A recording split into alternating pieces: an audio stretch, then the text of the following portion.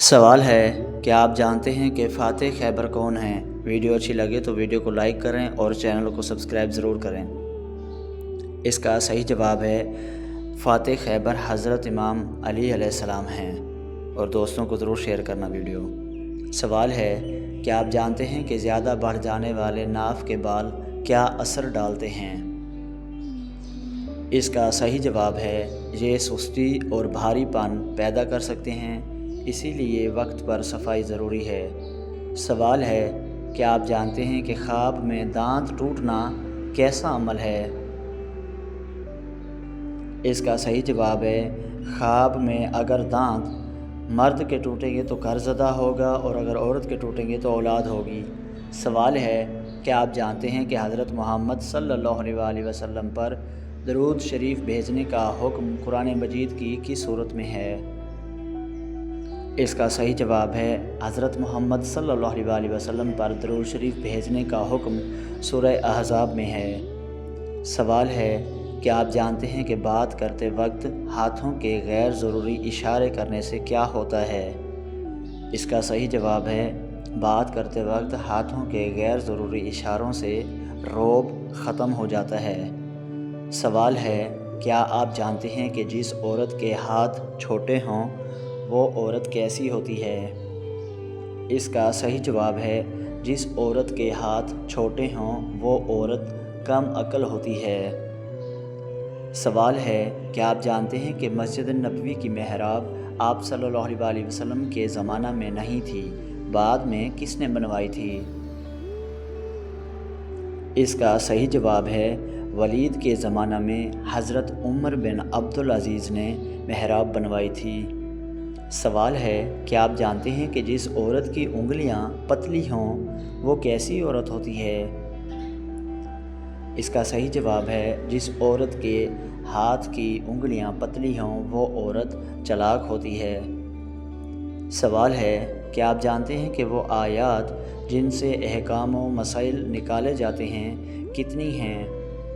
इसका सही जवाब है, वो आयात तकरीबन 500 हैं। इनके अलावा बाकी फ़ज़ाइल वगैरह की आयात हैं। सवाल है, क्या आप जानते हैं कि कौन सी चीज़ नहार मुँह पीने से पेट की चर्बी जल्द ख़त्म होती है? इसका सही जवाब है, चिया सीड्स एक ऐसी चीज़ है जिसको नहार मुँह पीने से पेट की चर्बी जल्दी ख़त्म होती है। सवाल है, क्या आप जानते हैं कि क्या शादी की रात मियाँ बीवी एक दूसरे का शर्मगाह देख सकते हैं? इसका सही जवाब है, जी हाँ, शर्म मियाँ बीवी के लिए एक दूसरे के पूरे जिस्म को देखना जायज़ है। शर्मगाह भी इसमें गुनाह नहीं। सवाल है, क्या आप जानते हैं कि क्या इसमें कोई गुनाह या हराम होने की बात है? थोड़ी वजाहत कर दें। इसका सही जवाब है, नहीं, मियाँ बीवी के दरमियान ऐसा करना हराम नहीं, क्योंकि दोनों एक दूसरे के लिए हलाल करार कर दिए होते हैं। सवाल है, क्या आप जानते हैं कि बाज़ लोग कहते हैं शर्मगाह देखने से औलाद पर बुरा असर पड़ता है, क्या ये बात दुरुस्त है? इसका सही जवाब है, नहीं, ये बात बेअसल और गैर मोतबर है। शरीयत में इसकी कोई दलील नहीं। सवाल है, क्या आप जानते हैं कि क्या बेहतर है कि मियाँ बीवी शर्मगाह देखने से परहेज़ करें? इसका सही जवाब है, हुक्म के एतबार से जायज़ है, अलबत्ता अगर कोई हया की वजह से ना देखना चाहे तो ये उनकी अपनी पसंद है, मजबूर करना ज़रूरी नहीं। सवाल है, क्या आप जानते हैं कि क्या सिर्फ़ ज़रूरत के वक्त ही शर्मगाह देख सकते हैं, मसलन बीमारी वगैरह की हालत में नहीं देख सकते क्या? इसका सही जवाब है, नहीं, ज़रूरत की शर्त नहीं, आम हालत में भी मियाँ बीवी एक दूसरे का जिस्म देख सकते हैं। ये भी अज़दवाजी हकूक़ में शामिल है। सवाल है, क्या आप जानते हैं कि क्या नबी करीम सल्लल्लाहु अलैहि वसल्लम या सहाबा कराम रज़ियल्लाहु ताला अन्हुम के ज़माने से इसके ख़िलाफ़ कोई वाज़ेह ममानियत आई है? इसका सही जवाब है, नहीं, ऐसी कोई सही और साफ़ ममानियत नहीं है जो मियाँ बीवी को एक दूसरे का जिस्म या शर्मगाह देखने से रोकती हो। सवाल है, क्या आप जानते हैं कि अगर किसी को इससे शर्म या झिझक महसूस हो تو کیا کرنا چاہیے؟ اس کا صحیح جواب ہے تو وہ نہ دیکھے کہ ان کی شرم ایک فطری چیز ہے، شریعت نے اجازت دی ہے، زبردستی نہیں کی ہے کسی سے۔ سوال ہے کہ آپ جانتے ہیں کہ کیا شرم گاہ دیکھنے سے نکاح پر یا رشتے پر کوئی برا اثر پڑتا ہے؟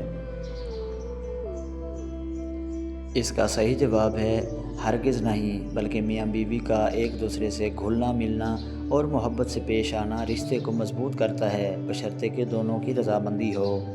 سوال ہے کہ آپ جانتے ہیں کہ کیا میاں بیوی کے لیے بغیر کپڑے کے ایک ساتھ بیڈ پر سونا جائز ہے؟ اس کا صحیح جواب ہے جی ہاں، میاں بیوی کے لیے بغیر کپڑے کے ایک ساتھ سونا جائز ہے، لیکن پردہ اور حیا کا خیال رکھتے ہوئے دروازہ بند وغیرہ کرنا بہتر ہے۔ سوال ہے کہ آپ جانتے ہیں کہ خلاصہ کیا ہے شادی کی رات اور بعد میں میاں بیوی کو کیا ذہن میں رکھنا چاہیے؟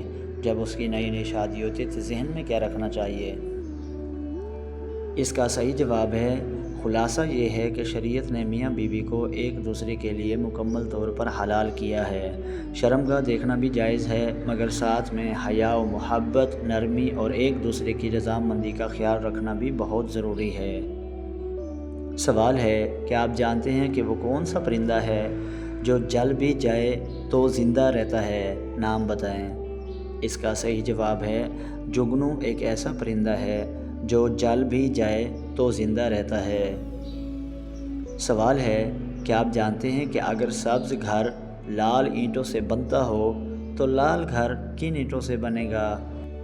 اس کا صحیح جواب ہے اگر سبز گھر لال اینٹوں سے بنے گا تو لال اینٹوں سے لال گھر بنے گا۔ سوال ہے کہ آپ جانتے ہیں کہ دنیا میں وہ کون سا کھلاڑی ہے جس کے ایک چھکے پر 12 رنز ملے تھے؟ اس کا صحیح جواب ہے دنیا کا وہ واحد کھلاڑی شاہد افریدی ہے جس کے ایک چھکے پر 12 رنز ملے تھے۔ سوال ہے کہ آپ جانتے ہیں کہ وہ کیا ہے جو صدیوں سے موجود ہیں مگر اس کی عمر 1 ماہ سے زیادہ نہیں؟ اس کا صحیح جواب ہے وہ چاند ہے جس کی عمر 1 ماہ سے زیادہ نہیں، لیکن یہ صدیوں سے موجود ہے۔ سوال ہے کہ آپ جانتے ہیں کہ کس انسان کو خراب صحت سے فائدہ ہوتا ہے؟ اس انسان کا نام بتائیں۔ اس کا صحیح جواب ہے ڈاکٹر ایک ایسے انسان ہے جس کو خراب صحت سے صحت ملتی ہے۔ سوال ہے کہ آپ جانتے ہیں کہ وہ کون سی چیز ہے جس کے پھٹنے پر آواز نہیں آتی؟ اس چیز کا نام بتائیں۔ اس کا صحیح جواب ہے دودھ ایک ایسی چیز ہے جس کے پھٹنے پر آواز نہیں آتی۔ سوال ہے کہ آپ جانتے ہیں کہ وہ کون سی چیز ہے جو کان سے نکالی جاتی ہے اور اسے ہم کھاتے ہیں؟ اس کا صحیح جواب ہے نمک ایک ایسی چیز ہے جو کان سے نکالی جاتی ہے اور ہم اسے کھاتے ہیں۔ سوال ہے کہ آپ جانتے ہیں کہ وہ کیا ہے جو پیدا ہوتے ہی اڑنے لگتا ہے؟ اس کا صحیح جواب ہے دھواں ایک ایسی چیز ہے جو پیدا ہوتے ہی اوپر اڑنے لگتا ہے۔ سوال ہے کہ آپ جانتے ہیں کہ وہ کون ہے جو صبح سے لے کر شام تک سورج کی طرف دیکھتا رہتا ہے؟ اس چیز کا نام بتائیں۔ اس کا صحیح جواب ہے سورج مکھی کا پھول ایک ایسی چیز ہے جو صبح سے لے کر شام تک سورج کی طرف دیکھتا رہتا ہے۔ سوال ہے کہ آپ جانتے ہیں کہ وہ کیا ہے جسے ہم کھاتے بھی ہیں اور پیتے بھی ہیں؟ اس کا صحیح جواب ہے ناریل ایک ایسی چیز ہے جسے ہم کھاتے بھی ہیں اور پیتے بھی ہیں۔ سوال ہے کہ آپ جانتے ہیں کہ کیا بیوی اور شوہر کے درمیان ہم بستری کا تعلق جائز ہے؟ اس کا صحیح جواب ہے جی ہاں، نکاح کے بعد شوہر اور بیوی کے درمیان ہم بستری جائز اور باعث ثواب ہے۔ نبی کریم صلی اللہ علیہ وآلہ وسلم نے فرمایا تمہاری ہم بستری میں بھی صدقہ جاریہ ہے۔ سوال ہے کہ آپ جانتے ہیں کہ ماہواری یعنی کہ حیض یعنی کہ پیریڈز کے دوران ہم بستری کرنا کیسا ہے؟ اس کا صحیح جواب ہے حیض یعنی کہ پیریڈز کے دنوں میں ہم بستری کرنا حرام ہے۔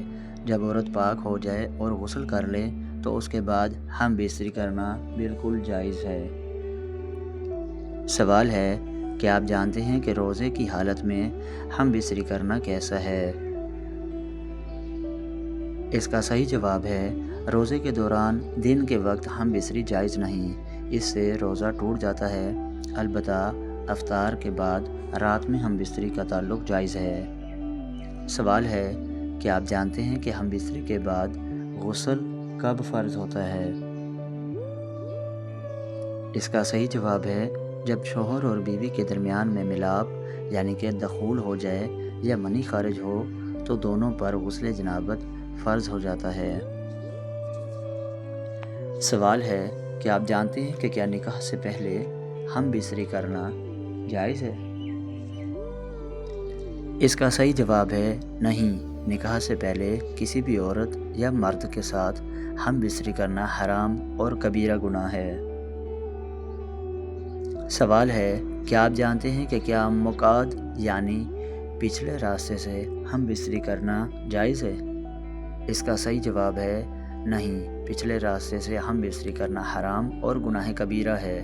نبی کریم صلی اللہ علیہ وآلہ وسلم نے اس عمل سے سختی سے منع فرمایا ہے۔ سوال ہے کہ آپ جانتے ہیں کہ کیا بیوی کو ہم بستری سے انکار کرنے کا حق ہے؟ اس کا صحیح جواب ہے اگر کوئی شرعی یا جسمانی عذر مثلاً بیماری ہو تو انکار جائز ہے، لیکن بلا وجہ انکار کرنا مناسب نہیں۔ اسی طرح شوہر بھی زبردستی نہیں کر سکتا۔ سوال ہے کہ آپ جانتے ہیں کہ ہم بستری کے دوران محبت بھری باتیں کرنا کیسا عمل ہے؟ اس کا صحیح جواب ہے محبت، نرمی اور پیار بھری باتیں کرنا جائز بلکہ پسندیدہ عمل ہے، مگر گندگی یا بے حیائی کی باتیں کرنا سختی سے منع ہے۔ سوال ہے کہ آپ جانتے ہیں کہ اگر نیند میں منی خارج ہو جائے تو کیا حکم ہے؟ تھوڑی وضاحت کر دیں۔ اس کا صحیح جواب ہے اگر نیند میں منی خارج ہو جائے یعنی کہ احتلام تو غسل فرض ہو جاتا ہے، چاہے خواب یاد ہو یا نہ ہو۔ سوال ہے کہ آپ جانتے ہیں کہ انسان کے جسم میں سب سے بڑا غدود کون سا ہے؟ اس کا نام بتائیں۔ اس کا صحیح جواب ہے جگر انسانی جسم کا سب سے بڑا غدود ہے۔ سیرت رسول اکرم صلی اللہ علیہ وآلہ وسلم قسط نمبر 16 حصہ اول۔ واقعہ اسراء و معراج۔ اللہ تعالیٰ کی طرف سے اپنے محبوب صلی اللہ علیہ وآلہ وسلم کے لیے عظیم انعام۔ اعوذ باللہ من الشیطان الرجیم، بسم اللہ الرحمن الرحیم۔ الحمدللہ رب العالمین والصلاة والسلام علی سید الانبیاء والمرسلین سیدنا محمد صلی اللہ علیہ وآلہ وسلم وعلی آلہ واصحابہ واہل بیتہ اجمعین برحمتک یا ارحم الراحمین۔ تمام تعریفیں اللہ تعالیٰ کے لیے ہیں جو تمام جہانوں کا رب ہے، بے حد مہربان اور نہایت رحم فرمانے والا ہے۔ ہم اپنے محبوب نبی حضرت محمد صلی اللہ علیہ وآلہ وسلم پر، آپ صلی اللہ علیہ وآلہ وسلم کی آل اطہار اور صحابہ کرام رضوان اللہ علیہم اجمعین پر درود و سلام بھیجتے ہیں۔ ناظرین کرام، السلام علیکم ورحمۃ اللہ وبرکاتہ۔ گزشتہ قسط میں ہم نے عام الحزن، حضرت ابو طالب اور حضرت خدیجہ سلام اللہ علیہ کی وفات، طائف کے دردناک سفر اور رسول اللہ کے صبر و استقامت کا ذکر کیا تھا۔ آج ہم سیرت نبوی صلی اللہ علیہ وآلہ وسلم کے ایک ایسے عظیم واقعے کا آغاز کریں گے جس نے اہل ایمان کے دلوں کو ہمیشہ کے لیے روشن کر دیا۔ یہ واقعہ ہے اسراء و معراج، جو اللہ تعالیٰ کی طرف سے اپنے محبوب صلی اللہ علیہ وآلہ وسلم کے لیے ایک عظیم اعزاز، تسلی اور انعام تھا۔ پہلا عنوان، عام الحزن کے بعد اللہ تعالیٰ کی خصوصی رحمت۔ عام الحزن رسول اللہ صلی اللہ علیہ وآلہ وسلم کی زندگی کا انتہائی غمگین دور تھا۔ حضرت ابو طالب علیہ السلام، جو دنیاوی اعتبار سے آپ صلی اللہ علیہ وآلہ وسلم کے محافظ تھے، اس دنیا سے رخصت ہو گئے۔ پھر حضرت خدیجہ الکبریٰ سلام اللہ علیہا، جو ہر مشکل میں آپ صلی اللہ علیہ وآلہ وسلم کا سہارا تھیں، وہ بھی وصال فرما گئیں۔ اس کے بعد طائف کے لوگوں نے آپ صلی اللہ علیہ وآلہ وسلم کے ساتھ جو ظلم کیا، وہ تاریخ کا ایک دردناک باب ہے۔ بچوں کو آپ صلی اللہ علیہ وآلہ وسلم کے پیچھے لگا دیا گیا، جنہوں نے پتھر مار کر آپ صلی اللہ علیہ وآلہ وسلم کے مبارک قدموں کو لہو لہان کر دیا۔ اس تکلیف کے باوجود آپ صلی اللہ علیہ وسلم نے ان کے لیے بد دعا نہیں کی بلکہ ان کی ہدایت کی دعا فرمائی۔ جب بندوں نے اپنے محبوب نبی صلی اللہ علیہ وسلم کو تکلیف دی تو اللہ رب العزت نے اپنے محبوب صلی اللہ علیہ وسلم کو اپنے خاص قرب سے نوازنے کا فیصلہ فرمایا۔ یہ وہ وقت تھا جب اللہ تعالیٰ نے اسراء و معراج کا عظیم معجزہ عطا فرمایا تاکہ اپنے محبوب صلی اللہ علیہ وسلم کے دل کو سکون، اطمینان اور عزت عطا فرمائے۔ دوسرا عنوان، اسراء کا عظیم معجزہ۔ اللہ تعالیٰ قرآن مجید میں ارشاد فرماتا ہے، پاک ہے وہ ذات جو راتوں رات اپنے بندے کو مسجد حرام سے مسجد اقصی تک لے گئی، جس کے گرد و نواح کو ہم نے بابرکت بنایا تاکہ ہم انہیں اپنی کچھ نشانیاں دکھائیں۔ بے شک وہی خوب سننے والا، خوب دیکھنے والا ہے۔ سورۃ الاسراء آیت نمبر 1۔ یہ آیت واضح کرتی ہے کہ یہ سفر اللہ تعالیٰ کی قدرت کا عظیم مظہر تھا۔ اللہ تعالیٰ نے اپنے محبوب بندے حضرت محمد مصطفیٰ صلی اللہ علیہ وسلم کو ایک ہی رات میں مسجد حرام سے مسجد اقصی تک پہنچایا۔ اہل ایمان کا عقیدہ ہے کہ اسراء و معراج اللہ تعالیٰ کا سچا معجزہ تھا، اور جو کچھ قرآن و صحیح و حدیث میں بیان ہوا ہے ہم اس پر ایمان رکھتے ہیں۔ تیسرا عنوان، حضرت جبرائیل امین علیہ السلام کی آمد اور براق سواری۔ صحیح حدیث میں آتا ہے کہ حضرت جبرائیل علیہ السلام اللہ تعالیٰ کے حکم سے رسول اللہ صلی اللہ علیہ وسلم کی خدمت میں حاضر ہوئے۔ رسول اللہ صلی اللہ علیہ وسلم کے لیے ایک خاص سواری لائی گئی جس کا نام براق تھا۔ آپ صلی اللہ علیہ وسلم نے اس کی رفتار بیان کرتے ہوئے فرمایا کہ وہ اپنی نظر کی آخری حد تک ایک قدم رکھتا تھا۔ حوالہ صحیح بخاری کتاب بدء الخلق، صحیح مسلم کتاب الایمان۔ حضرت جبرائیل علیہ السلام نے رسول اللہ صلی اللہ علیہ وسلم کو براق پر سوار کیا اور پھر یہ بابرکت سفر شروع ہوا۔ چوتھا عنوان، مسجد اقصی میں انبیاء کرام علیہ السلام کی امامت۔ رسول اللہ صلی اللہ علیہ وسلم مسجد اقصی تشریف لے گئے، جہاں اللہ تعالیٰ کے حکم سے گزشتہ انبیاء کرام علیہ السلام جمع کیے گئے۔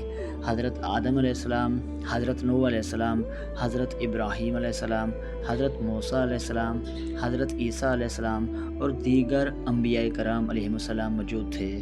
رسول اللہ صلی اللہ علیہ وسلم نے تمام انبیاء کرام کی امامت فرمائی۔ یہ منظر اس بات کی واضح دلیل تھا کہ حضرت محمد مصطفیٰ صلی اللہ علیہ وسلم تمام انبیاء کرام کے امام اور خاتم النبیین ہیں، اور آپ صلی اللہ علیہ وسلم کی شریعت قیامت تک کے لیے اللہ تعالیٰ کی آخری شریعت ہے۔ پانچواں عنوان، اس واقعے سے حاصل ہونے والا پہلا سبق۔ اسراء و معراج ہمیں یہ سبق دیتا ہے کہ مشکلات ہمیشہ باقی نہیں رہتی۔ جب ایک مومن اللہ تعالیٰ پر بھروسہ کرتا ہے، صبر کرتا ہے اور اپنے رب سے تعلق مضبوط رکھتا ہے تو اللہ تعالیٰ ایسے راستے کھول دیتا ہے جن کا انسان تصور بھی نہیں کر سکتا۔